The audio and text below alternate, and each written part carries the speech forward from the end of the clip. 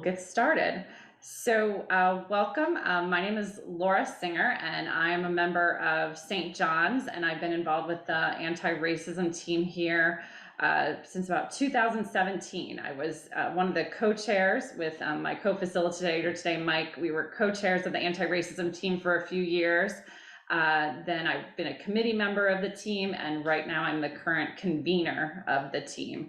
My background is social work and also working in housing issues, and I'm excited to be here today to share with you some of St. John's work.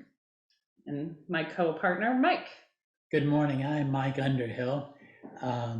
You've heard how Laura and I were together leading the anti-racism team here at St. John's.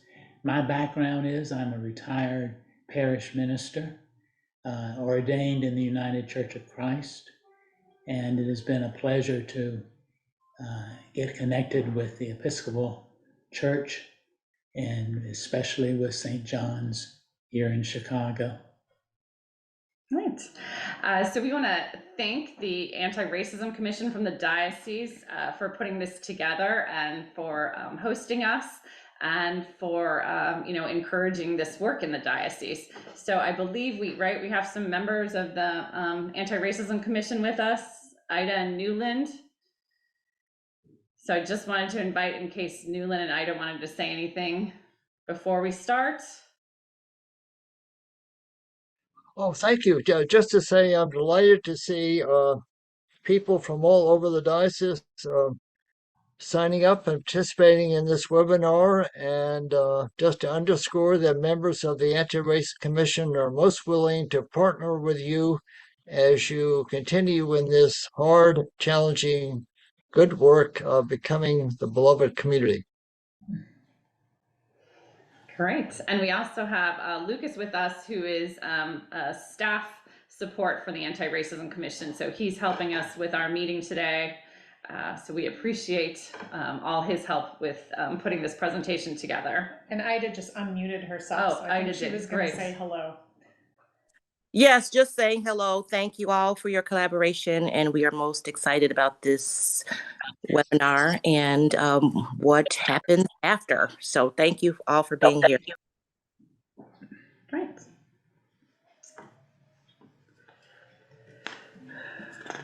All right, so now You have to. look. Can you use your arrow keys? That might be easier. There we go. All right, great. So we would like to begin with a prayer. So if we could just take a moment and put ourselves in the presence of God. God, in our efforts to dismantle racism, we understand that we struggle not merely against flesh and blood, but against powers and principalities, those institutions and systems that keep racism alive by perpetuating the lie that some members of the family are inferior and others superior. Create in us a new mind and heart that will enable us to see our siblings in the faces of those divided by racial categories. Give us the grace and strength to rid ourselves of racial stereotypes that oppress some of us while providing entitlements to others. Help us to create a church and nation that embraces the hopes and fears of oppressed people of color where we live, as well as those around the world. Heal your family, God, and make us one with you, in union with our brother Jesus, and empowered by your Holy Spirit.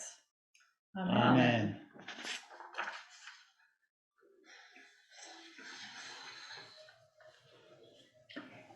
What is Resolution F-185, Commitment to Anti-Racism Work in Congregations? It has four major components. Develop all vestries throughout the diocese are expected to develop an anti-racism program, form a team to execute the anti-racism program, allocate funds to support the anti-racism program, and then deliver a report from the anti-racism team at the congregation's 2024 annual meeting and provide a copy to the bishop. Today, we will share some ideas from our work at St. John's Episcopal Church for implementing these four steps. So what will implementing this resolution achieve? Why are we doing this? So first, this resolution, it affirms the commitment of the Episcopal Church and our diocese to the work of combating racial prejudice and systemic racism in our church. So our diocese does have a history of doing anti-racism work. When Dr. Martin Luther King took up residence on the West Side, Bishop Montgomery invited Reverend King to preach at St. James Cathedral.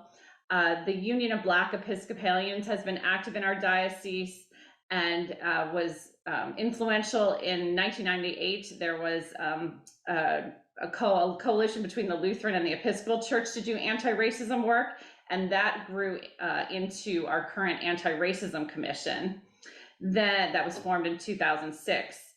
In 2009, at our diocesan convention, we adopted a resolution that led to the Legacy of Slavery report that looked at the diocese's complicitness in racism going back to the beginning of the diocese. So we have been doing this work, and F-185, this new resolution just reaffirms our commitment to doing this work. Second, this resolution aims to support a more universal and consistent response to racism in our diocese. So right now in our diocese, some churches have very active programs. Some have started the work, and some have, yet to dig into this. So we're hoping that this resolution will help us just be more consistent and just develop our anti-racist identity as a diocese and do more justice for our world. This is the full document, so we will be sharing the full slides after today. So you will have a copy of the full resolution that you can take back and look at, but we won't read through the whole thing today. But and Lucas has added a link to it. And we have a link. Thank Great. you, Lucas. Thank you. So one of the key things that we're talking today about is implementation. So that implementation here is key. There was an article in the Atlantic Monthly this past January that talked about how we often focus on inventions, that we can name the people who invented things, but really the key is when the technology is actually distributed through society to make actual impact. So we know that we have many inventions such as microchips, or we've got solar panels, but not many of us have solar panels. Or we can look to the recent pandemic with vaccines. We had the vaccine, but then it was key, the rollout, to get people to actually take the vaccines and produce them and get enough for the world. So we have so many great inventions, but as a society, we are often slow to deploy and approve these technologies. We think the same can be said about what we know about anti-racism work. We have a depth of research and we have many ideas about how to dismantle racism. Yet, we have to say we've been slow to implement the research and implement the ideas. We hope that the implementation of this resolution will begin to change that. As we go through step one, we will model how we run our meetings as we discuss St. John's anti-racism program. At all of our meetings, we begin with a simple statement of what we define, how we define racism. Racism equals race prejudice plus the misuse of power by systems and institutions. That's the key part here, is that racism gets embedded in an institution, in its policies, in its programs, its budgetary allocations, and it has a life all of its own, and it's sustained by the system and institutions. So that is the key part here about what racism is race prejudice plus misuse of power by systems and institutions. We bring this definition, bring our mission into the room of each meeting to remind us of what we're doing. Here at St. John's, we say, as member of St. John's Episcopal Church, We work to identify, disrupt, and dismantle racism within our church and our community. We use these phrases a lot in our communications with the congregation. Identify, disrupt, dismantle, identify, disrupt, dismantle. And we sort actions under identify, those that disrupt, and those that dismantle. We see that we are identifiers, disruptors, and dismantlers. So we encourage everybody to get on to the sort of mantra of identify, disrupt, and dismantling racism.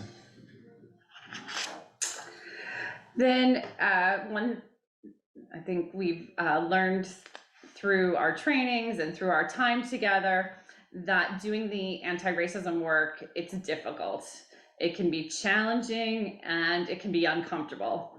And we need to lean into this and not turn away. So one thing that we have found helpful is to be prepared for these difficult conversations and try to set the stage for our meetings and our conversations to be prepared for that. So we use, from the CROAR training we went to, we use the idea of courageous space agreement.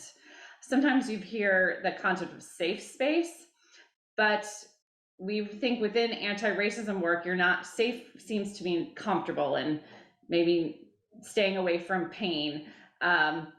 And we realize we challenge ourselves in the anti-racism discussion to be courageous and to name that we are going to be uncomfortable and we are going to make mistakes. So this tool helps us lean into that. So our courageous space agreement, when we start our meetings, the frame of reference, our frame of mind that we want to be in, we want to think about respecting all of those who are in the meeting, thinking about listening to understand. So having an open mind and not jumping to conclusions and being present and truly listening to the other person, not just forming your response. Then take responsibility. So use I statements, talk from your perspective, and then also be prepared if you misspeak or make a mistake to acknowledge that. We work to create space for multiple voices. So make sure, try to not dominate the conversation. We try to make sure that everyone gets a chance to speak and that we are observing when someone hasn't spoken and make room at the table. Can I add to that courageous space thing? Well, yeah, I was going to ask people to. Oh, sorry. Yes, so I was going to model. Do. Yes, so and confidentiality. Just let me add that part. Sorry. That we are often sharing personal stories, and that we make a commitment to not share those stories outside of the meeting without getting permission from the person whose story it is. Then, usually at our meeting, we ask, would anybody like to add anything to this space agreement? So, Cara, it looks like you have something you'd like to add. Well, I just want to bring to an awareness the idea about respect is also to do with respecting one's own ability to be present. So I think sometimes people of color find this work very exhausting, and to give permission for people to take themselves away or not be part of it or come back in and out as they have energy and bandwidth for this work, because it's exhausting. Right. So to model that, would anybody like to add anything to this agreement today? Then maybe if we could just do by a show of hands or a voice acclamation, are we all willing to abide by this agreement in our meeting today? Good. Thank you. Yes. Yes.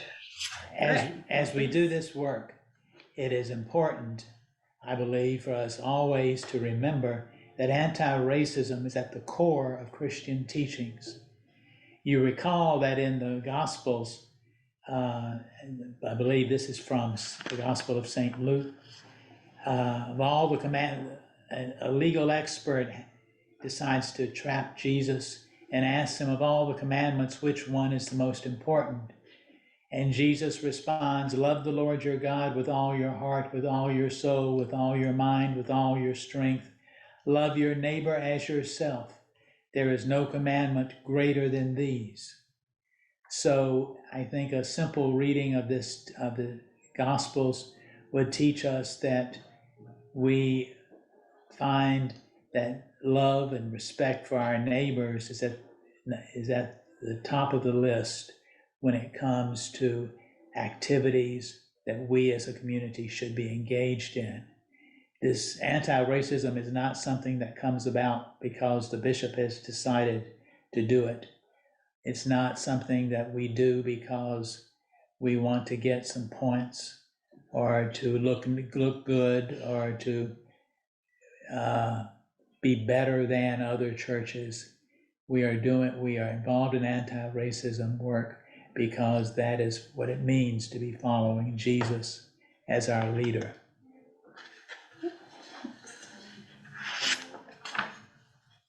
And can I just add something to that? Sure. And we're also, just to be blunt, we're not doing this just because we now have a Black bishop. I had to say it. Mm-hmm. Thank you. Thank you.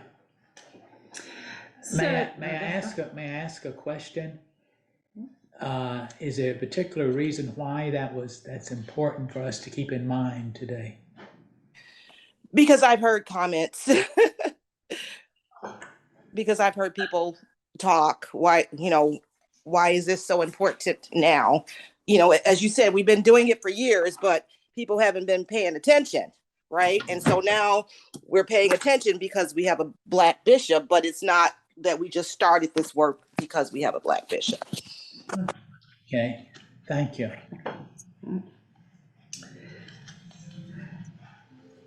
I've heard those things too. No, and it is important, I think, right, the resources to dig into that, to see the history, and that it's been decades that been formalized in the diocese. So that is an important message to bring back to our congregations. I think in particular, we really started as there was more interest as a response to the election in 2016, which I think was part of the impetus for our team to get started. Yes. Right. So, all right. So we're on step one of how to develop a anti-racism program at your congregation. So we talk about St. John's. What was the foundation that we've built our anti-racism program on, and what are some of the concepts that have helped build our anti-racism program? So I'm just going to talk through a little of our history. So one element is we've found it essential to have buy-in from clergy and lay leadership. So Cara, our pastor here, she went to anti-racism trainings as early, at least 2007 was a key date. But then she regularly invited people from the congregation to go. Then as we got started in like 2016, 2017, our vestry really came behind the idea. They attended trainings. They supported the events that we were doing through anti-racism work. Our vestry decided that all the members of the vestry should have some formal training in anti-racism, and made that to be a requirement of joining the vestry. And then we found it's helpful to really have a commitment to this long-term journey, that this does, for us, it didn't happen overnight. Cara was encouraging people to lean into the anti-racism work back to 2007 and planting those seeds, and it didn't take off right away. We really didn't formalize the team till 2017 or 18. So it took a while. So a commitment to the long-term journey. Then 3, we talk about a commitment to teaching and learning with a combination of sprint one-time events and more intensive options for diving deep. So we use this metaphor a lot about running and such. So the sprint events we consider, like the one-time events, like inviting people in the congregation to come to a movie or come read one book or to go to a play. And those are kind of, your one-time events. But then what was helpful for us is doing a deep dive when Duncan Moore, who's on the call today, he went to one of the CROAR trainings, and at the end of the training, they asked, what are you going to do with this training? And he came back to the church and formed a book group to discuss African American literature. And that group, it wasn't just a one-time event, that they met almost every month for 2 years. And that community that formed around that discussion really influenced the whole congregation to take anti-racism on at a deeper level. So we consider that more of a deep dive, committed people coming together and really being vulnerable and learning together, and that helped create movement at St. John's. Another element is preaching from the pulpit. Cara regularly incorporates anti-racism issues and themes into the preaching. And so it's not just an announcement in the bulletin, it's also in the preaching. We pray every Sunday especially for all those who have been murdered the previous week, to lift that up into our awareness that they're our brothers and sisters too. Right, so it's incorporated in different ways in our service, the prayers, the preaching, our announcements. You're getting it from many different places. Then the fifth one, the relationship building, again, to get, you get to the buy-in from the clergy and the vestry and your leadership, but then you also need, we're trying to change the institutional identity. So for the last couple of years, we've been working on our relationship building with our stakeholders. So we have identified all the different stakeholders of our St. John's congregation. So that's our choir, that's our education ministry, that's our staff, our nursery providers, our buildings and grounds. Our building and grounds, we went through and did an analysis of all the different groups that make up our institution. And then we have been meeting one-on-one and building those relationships with the stakeholders and asking them to look at their St. John's ministry through an anti-racism lens. So it's not just, this work isn't just coming from the team, it's not just coming from the vestry, but we're asking all the stakeholders at St. John's to look at their ministry and how it ties into anti-racism work. So the basic elements of the St. John's anti-racism program. So at this point we do have a team, and we'll talk a little bit more about the specifics of the team, but the three elements I would say for our program are our planning, our implementing, which is again key, and then our 3 is our evaluation. So at the beginning of each year, we spend time planning and creating our action steps. And as Mike mentioned, our mission is to identify, disrupt, and dismantle racism. So we put our action plans our action items into those 3 categories. And again, our goal is to develop St. John's institutional anti-racist identity. Second, once we have our plan set up, sometimes it's February, but sometimes it's April or May, and it's a working document. We add things, but we try to create a focus for the year. Once we finalize our plan, it's focusing on implementing. So we through the year, we implement. Then we specifically take time in December, kind of it takes over our holiday celebrations, but we do usually evaluate in December and really take some time to say what did we hope to accomplish? Did we do that? What do we need to improve on, or where is this taking us for the next year? and we report that at our annual meeting. So plan, implement, and evaluate. So this is a sample of action items from our 2020 anti-racism plan. And then again, we'll make sure you have all the links. All of our plans are on the web. You can download them from the web page and see. So sometimes they're just a simple one pager like this. Some years we have more detailed spreadsheets, and the first year was very long. We had like pages.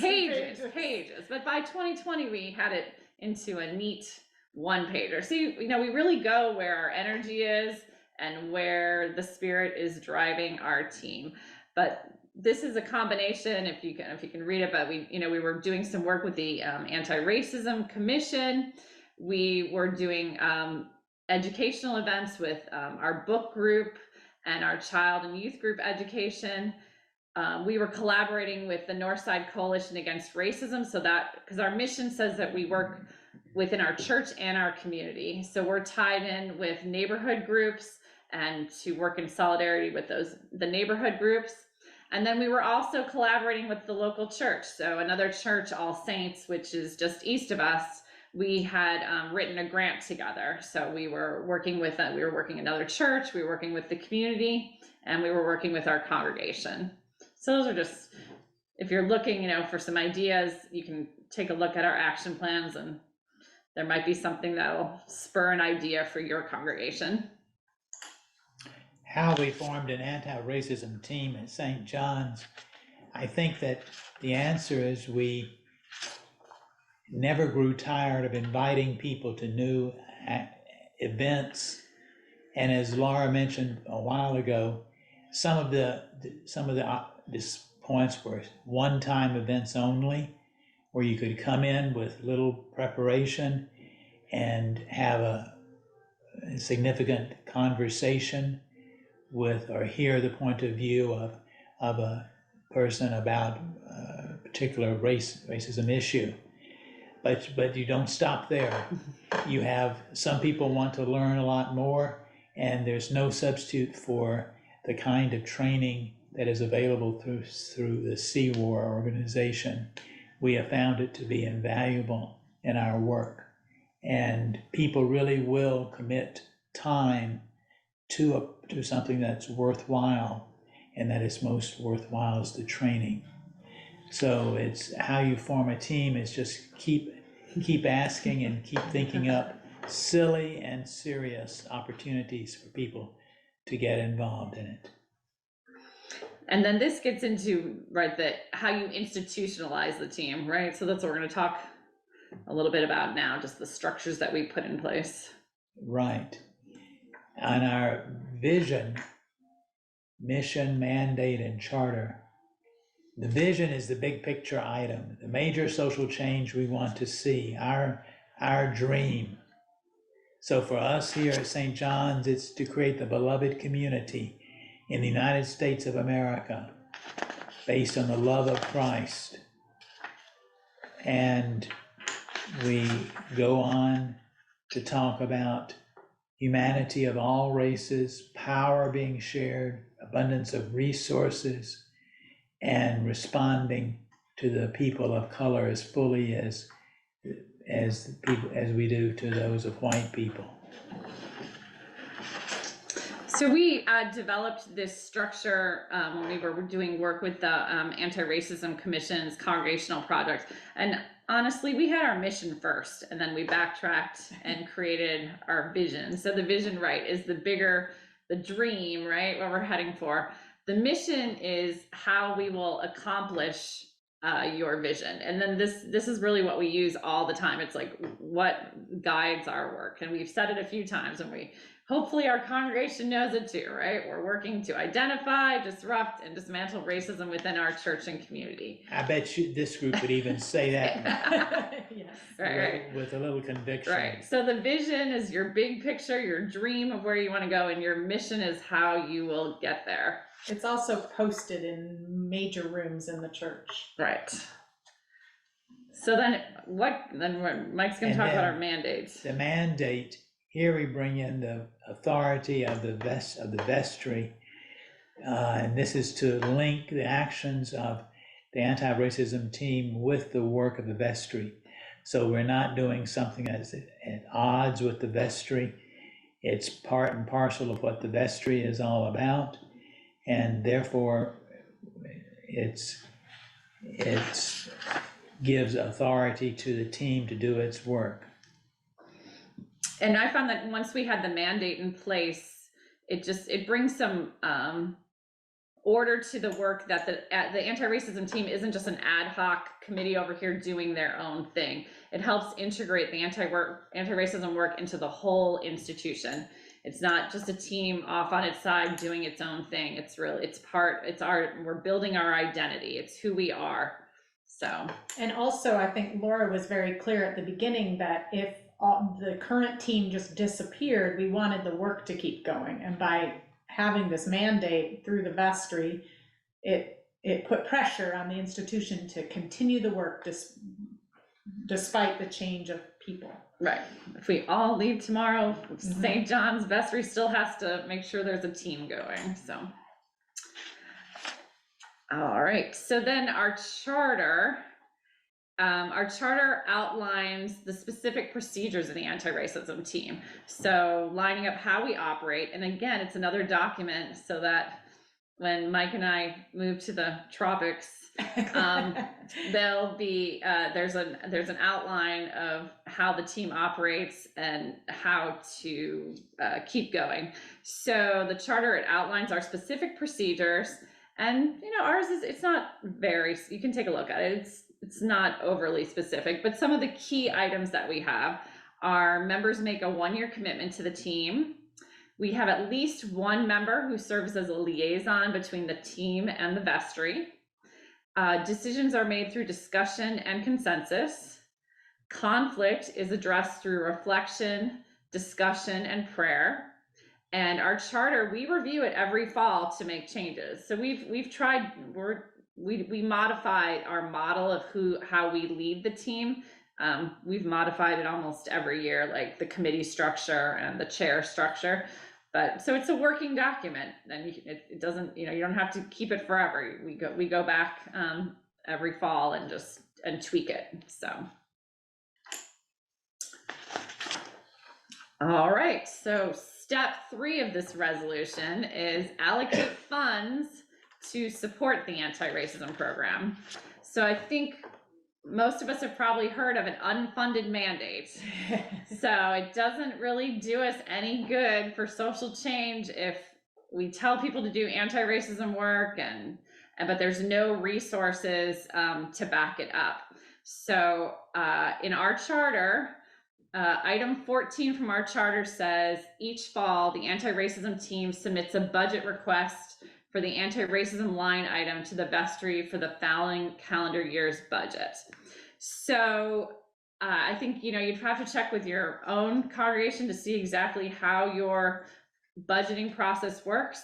But over here at St. John's, we have a treasurer. There's a bit of a committee from the vestry that puts together a proposed budget, and then the vestry approves it. So there's a little chance for us to go back and forth. We submit our proposal to the treasurer, and we're not asking for that much money. Sometimes we ask for more just to hey, we're doing this work over here, but we're ready to take a little bit less. But one year we did have a grant one year, so we did have a little bit more money. So the way we have done most of our budgeting is getting a line item from the church. We did have a grant. We haven't done too many events where we've charged, but I think we've taken free will donations at our bigger presentations. Oh, I think we did do a training one time where we charged, I think, like $50. So we haven't taken on major fundraising for our anti-racism team. We've done a little bit of grant writing and requested money from our vestry. And then this is just a simple request that we did to our vestry. It's just said what we, a little bit about what we wanted, and then we show a simple report of how we spent the money the previous year. And we do have some support here we have staff here who can pull financial reports for us. We track it a little bit, but we do have some support here. So yeah, so we had this resolution calls on us to not only have a team, but set up some financial resources to support the work. So on step 4, we're doing all right. So we need to, step 4 of the resolution calls on us to deliver a report from the anti-racism team at the congregation's 2024 annual meeting and ongoing, but we were kind of pushing people like, let's be ready to do this next year, and provide a copy to the bishop. And you may have noticed the priests and wardens on this call, if you fill out the parochial report, there's actually a space for putting in a report on anti-racism. So I just copy the anti-racism report and drop it into the parochial report. It's actually the longest thing on our parochial report, which is great. Great. So again, why are we doing that? Why are we asking for a report? And I would say, the 2 issues are accountability, holding us accountable. We passed this resolution, so let's do it. So the report helps us be accountable. It also provides information. So it's a way to share information not only with your congregation, but if we're sharing it at a diocesan level, it may help inspire us to share resources and share ideas. So we submit a written report at the annual meeting in January. And again, all of those are on our website, so you can see the ones we've done. And sometimes it's brief, sometimes it's like 1 or 2 pages, but sometimes when we've been 5 or 6 if we've had a lot going on. So the report summarizes the work of the past year, and then it identifies our focus for the following year. The other thing we do, we generally give a presentation of about 10 to 15 minutes at our annual meeting. And again, this is an opportunity for share information with a larger congregation beyond our weekly announcements or announcements at the service. So it's a chance for us to inform the congregation, build buy-in for the anti-racism work. And honestly, it's our big chance to recruit new team members. So January is always our big kickoff to say, please, come join our team. And then number 4, I would say we try, Mike and I said silly and serious. We try to be creative with our presentations. We have done skits. We've made a video. We surveyed the audience. So we tried to make it an engaging and interesting presentation. And again, there's sample reports so you can take a look and maybe that'll inspire your group. There's a video that might be helpful. Yeah, we do the videos linked on the page. With the video, you can check out the video too. It's on our page. All right, so we're gonna wrap up. As we wrap up today, we'd like to share some lessons learned from St. John's anti-racism work. So lesson 1, anti-racism work in communities that operate within a white cultural model is possible and required. So this is something we struggled with at St. John's, is that we do have a diverse membership at St. John's, but it is mostly white. And one thing we used to say that we were mostly white, and we changed it to saying a white cultural model, because when we kept saying we were majority white, we did hear back that the people who represent different races and ethnicities sometimes weren't feeling heard. So we talk about operating within a white cultural model.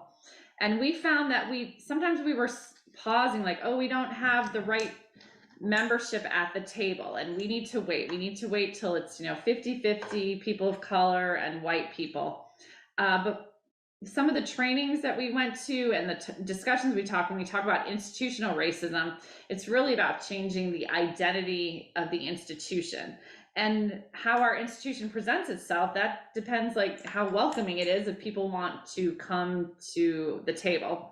So we learned that we need to do this work even though we operate from a white cultural model, that the work is possible and it's required, that we shouldn't be waiting for something to change. We need to be the change and start doing the work now.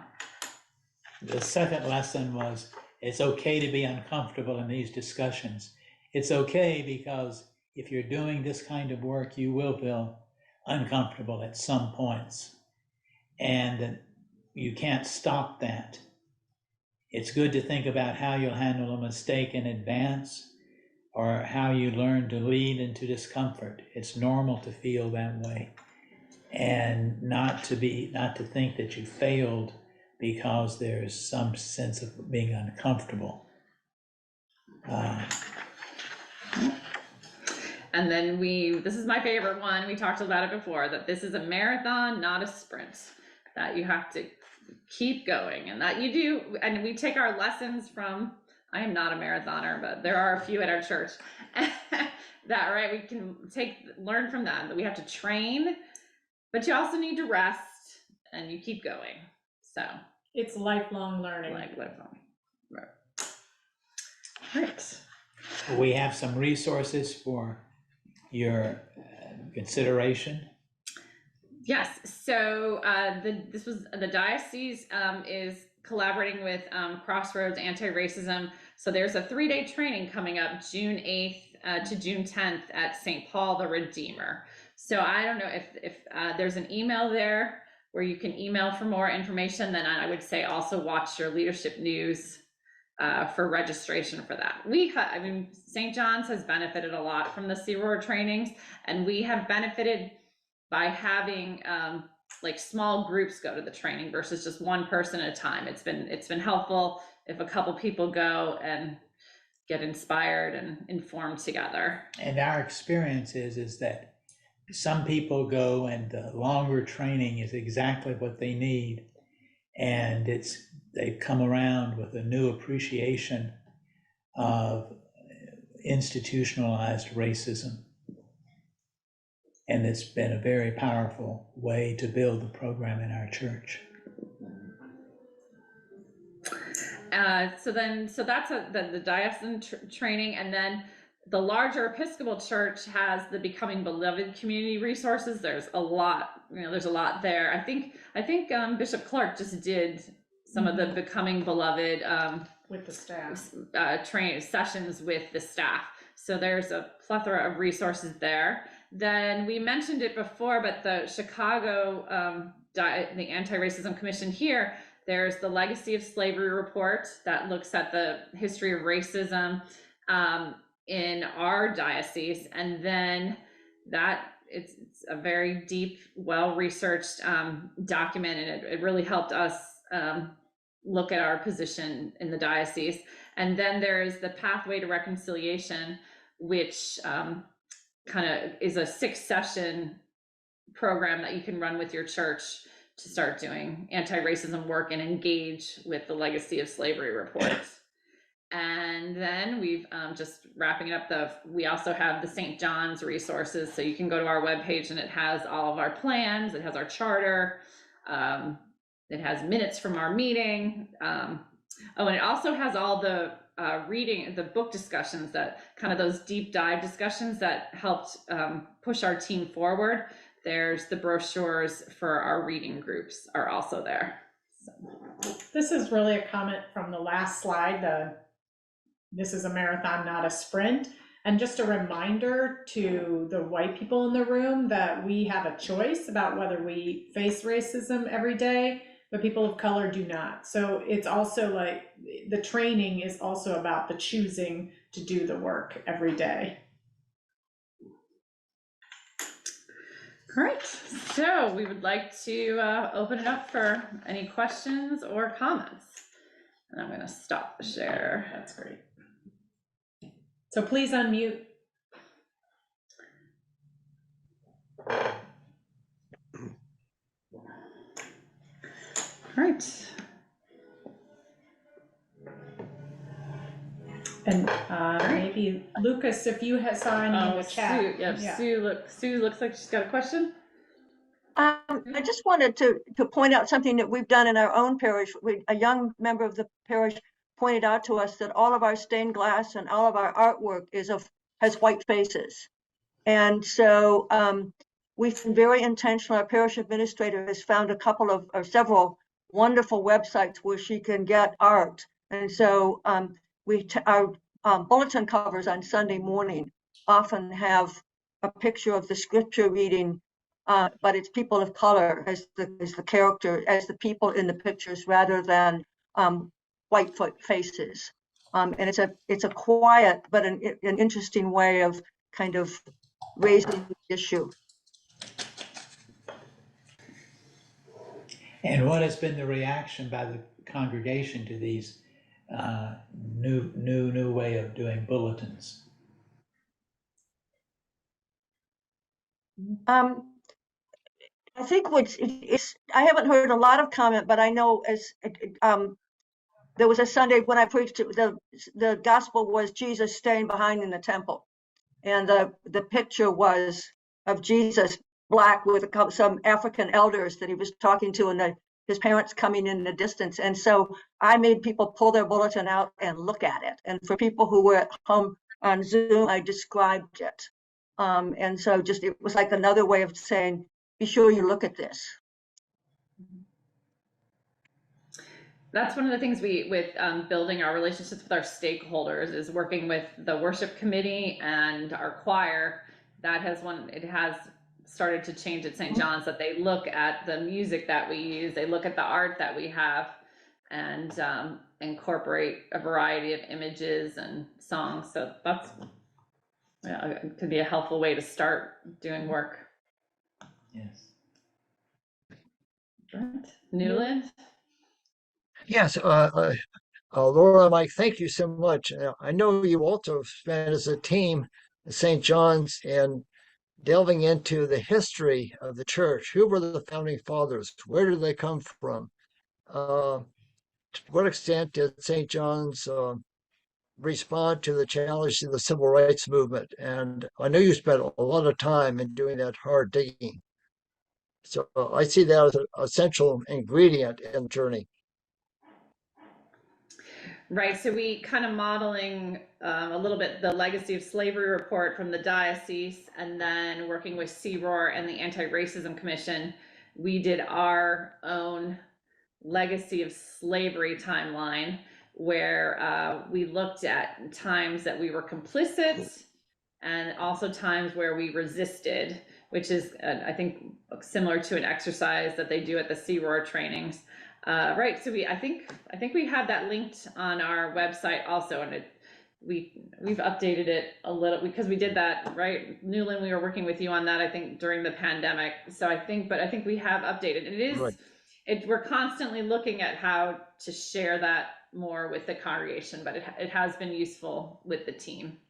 And what we found when we began looking at our own materials, we reread our official history of the diocese and found out that we were silent about critical issues, particularly as it impacted Native Americans, indigenous people who lived in this area when the Europeans began arriving. And it's led to a rewrite of our history. And how was that received, Cara? Yeah, so our history doesn't start with Mrs. Boswinkle anymore. It starts with the Council of Three Fires. I think most, because we also did a land acknowledgement, which we have a plaque, but it's also printed in the bulletin, and usually during the months of October and November, we read it before church, and we also read it before some events. And that has had a lot of impact. I've had a lot of people asking about it, wanting to figure out how to do that similar thing in their own community. Thank you. Also, the parish register is very interesting. Like, we had notes in the parish register when Queen Anne got married, as if, whereas like the death of a civil like Malcolm X is not mentioned in our register. The end of World War I is. I mean, right. Just like the cultural things, the things that some priests decided to write as a note can tell you a lot about what people were focused on. Because I don't think we had anything about the Democratic Convention, right? There was nothing in there about 1968, is that right? But then there was a whole thing about taking a trip to go to England, and that was filling in the bulletin, but nothing about what was happening in the city. So Yeah. that's helpful. And the other one we found, we were silent about, well, actually they voted about some affordable housing and housing restrictions. So we used that the vestry voted against some of the more open housing. So we've used that in some of our programs and looked at housing issues. It's a good vestry facilitation discussion. Mm-hmm. Other questions? Kathleen? How have you gotten resistance in the congregation, and how has the Antiracism committee addressed those issues? So one thing I'll share and then see if Mike has others to add. So what we talk about at our church is the silence. The people who just don't say anything. So we don't have a necessarily direct vocal opposition, but we'll just have silence. So that's where this work with the stakeholders, that's been our emphasis and kind of a priority for us this year. Is 2 years ago or so, we sent out an email to all the different committees and said, we would like you, we invite you to do this anti-racism work. And we only heard maybe from 10%. And then sometimes we would be approached at church, some of the members oh, I got that email, and there would be some negative comments of, my committee's too small, or it doesn't affect me. Yeah. So the way we were working on that, starting I think last fall, is our stakeholder list is about 20, maybe 20, 25, is we've kind of set a goal of, getting 10% a year or 30%, I'd have to look at it, what our goal, and doing more one-on-one work and building the relationships with those committee chairs and those leaders, not just sending an email, but going back and working one-on-one with those leaders. Maybe maybe try and engage them in a training, or just having the conversation with them, let's talk about this, and pointing out, or just trying to let's think through how your ministry is affected by anti-racism work, and it does connect with this mission. Well, so I would say silence is the one that I keep coming back to, is we'll just have people who are silent. But Mike, with the stakeholders, for some of our groups, there's been an attitude, this anti-racism doesn't affect us. Yeah. And you think about, well, if you're on the Building and Grounds Committee, most concerned about the high cost of fertilizers and vendors and repairs to the building, how does anti-racism affect you? And then you begin thinking, well, how do we go about reaching out to vendors of which are women, or owned by people of color? And that's been a direction that some people have taken on with some enthusiasm here. So I think we've not tried to pretend that we have the answers to everybody, or that this is necessarily a hot topic, but to encourage discussion and learning about it, and exploration of new ways of thinking about about their work of, for example, say the Building and Grounds group of people. Mm-hmm. Okay. Kathleen, another question? No, I want some of the dots connected a little bit. I get it with Building and Grounds. I get it with events, things like that. But how do you engage the flower ministry, the altar guild, those really core ministries that aren't, they're very churchy, and for lack of a better word. And the connection isn't as obvious, or at least it's not as obvious to me. So help me make some of those dots, connect some of those dots. Yeah, honestly, I don't think we've taken on Altar Guild. Actually, interestingly enough, so we don't really, so our altar guild, our worship team is really the altar guild and the music together with the people who do flowers. So they are in on the discussions. Okay.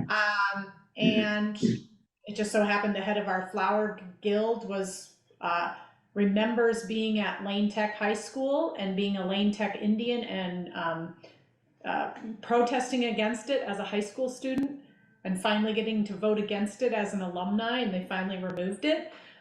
So that isn't necessarily connected to the flower, but she's the person. So it's like everybody has a life outside of that ministry, and I will work on a theological, there's something, I'm just riffing on this, but when I think about the ministry of the Altar Guild is about care and preservation of the treasures of the past, and the ways in which we treat with reverence the Eucharist, to me, is about how we treat people, right? Nobody is thrown away. Everyone has enough. There's a lot of Eucharistic theology, but also in the way that we set aside things and take care of things.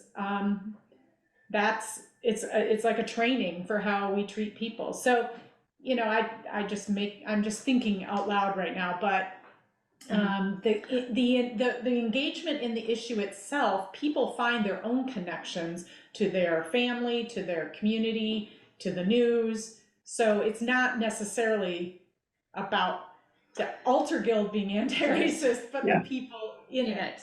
Right. And some kind of what we do, where we work to get our leaders to be exposed, take a training or do a book discussion. And I think my experience with the Altar Guild, that a number of the members have participated in the book discussions or gone to a training, and for us just creating that welcoming atmosphere that we want for our church. So the Altar Guild is kind of a key component for that, of knowing they know the mission: identify, disrupt, dismantle, and they know that this is part of what St. John's, this is who we are, and this is important to us. So the Altar Guild knowing about this and being part of the discussion, that's how it impacts just the general feeling of the church.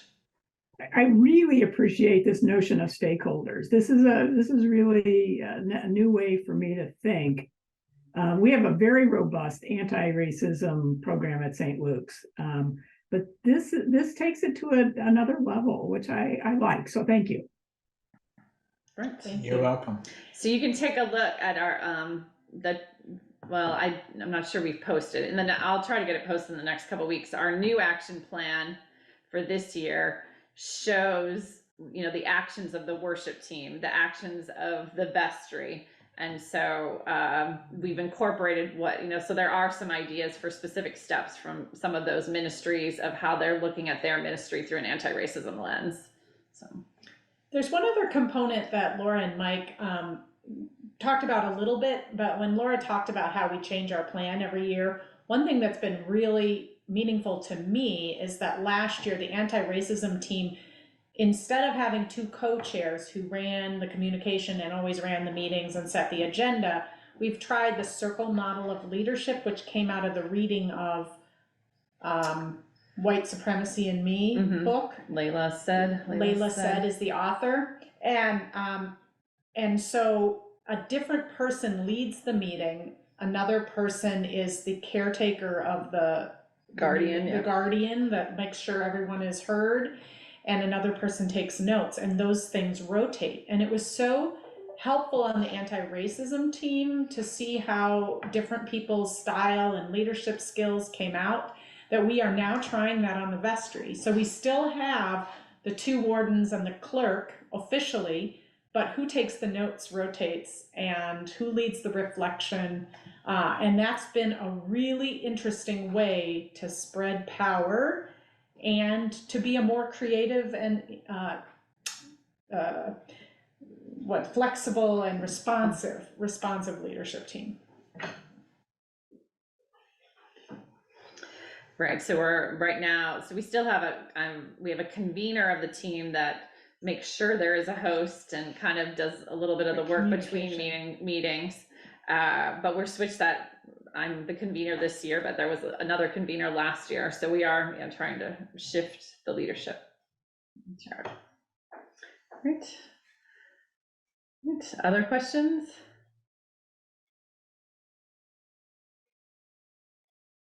I just want to say that it's good to be with you this morning, and I personally am looking very much to seeing what types of reports your parishes will be producing at the end of this year. It should bring a lot of smiles and encouragement as we work together in this more public way of ensuring that we are following the teachings of Jesus. Thank you. All right, Newland. Yeah, I just want to thank you, good people at St. John's. It's a reminder to me, you've been at this for about 6, 7, 8 years, that it is a journey. It's a long haul for the long haul, and it takes faithfulness, persistence, forgiveness, and love. So thank you so much. Thank you. Thank you all for coming. All right, thanks. So we'll make sure that Lucas, get Lucas this updated slide deck and send it all out to you, and I think Mike and we'll make sure our emails are out there, and please feel free to reach out if we can collaborate or partner, or answer any other questions. Duncan Moore, who's on the call, has gone to several parishes in the diocese, so he's somebody who might come and speak to your parish if you'd like. And then there will be a recording available. So please spread the word, because I've had rectors asking me about this, so hopefully they can listen to the recording. Great. All right. Thank you. Thank you all. Goodbye. Thank you. Hey, Jen. Bye. Bye.